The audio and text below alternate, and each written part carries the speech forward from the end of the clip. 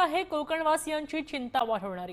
कारण हापूस आंब्यावर आता गुजरातनं दावा केलेला आहे। भारतीयांच्याच नव्हे तर जगभरातल्या खवय्यांना हापूसची गोडी लागली आहे। पण याच कोकणच्या हापूसवर आता गुजरातनं दावा केल्याचं पाहायला मिळतंय।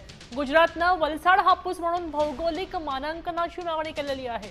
तेव्हा कोकणवासियांना, आंबा बागायतदारांना त्यांची चिंता वाढल्याचं पाहायला मिळतंय। 2018 मध्ये अगदी काही वर्षापूर्वीच मिळालेल्या मानांकनामुळे कोकण हापूसला सुरक्षित बाजारपेठ मिळाली असतानाच आता नवीन दाव्यांमुळे आर्थिक नुकसान व्हायची ही भीती व्यक्त केली जाते। आपण पाहतोय की गुजरातमध्ये गेले काही वर्षांमध्ये आंब्यांची मोठी लागवड केली जाते। गुजरातच्या काही भागामध्ये, अनेक भागामध्ये जामनगर जवळ एक मोठं शेत आंब्यांचं केलं जातं। तिथे 3500 हापूस आंब्यांची झाडं लावलेली आहेत। तेव्हा आता वलसाडचा हापूस अशा प्रकारे एक जिओग्राफिकल मानांकन मिळावं, जीआय मिळावं अशी मागणी गुजरातकडनं केली जाते। त्यावर आता जीआय मिळतंय की नाही हे पाहणं महत्त्वाचं ठरतंय। जगभरात कोकण हापूसला मोठी मागणी असते। देवगड हापूस हा कोकणचा राजा जो जगात प्रसिद्ध आहे।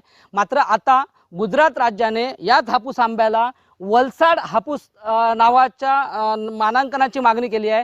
गांधीनगर आणि नवसारी विद्यापीठाने वलसाड हापूस यासाठी नामांकन मिळण्याची मागणी केली आहे। त्यामुळे जर आपण बघितलं तर कोकणातला शेतकरी यामुळे अडचणीत येणार आहे।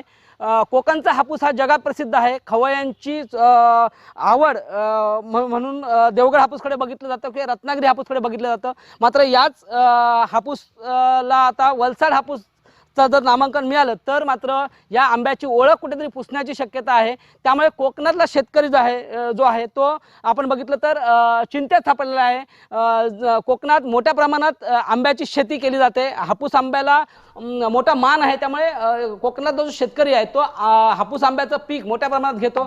त्याला मागणी मोठी असते आणि त्यांचं उत्पादन देखील मिळतं। त्याच्यापासून त्यांना आर्थिक सुबत्ता देखील कोकणातल्या शेतकऱ्यांना मिळाली आपल्याला पाहायला मिळते। मात्र जर वलसाड हापूसला जर मानांकन मिळालं तर मात्र कोकणातले हापूस धोक्यात येण्याची शक्यता आहे। विनायक अंधारे, साम टीव्ही न्यूज, सिंधुदुर्ग।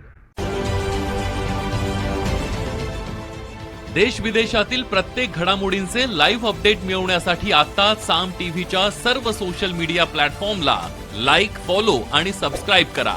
तसंच सर्व नोटिफिकेशनसाठी बेल आयकॉन प्रेस करायला विसरू नका।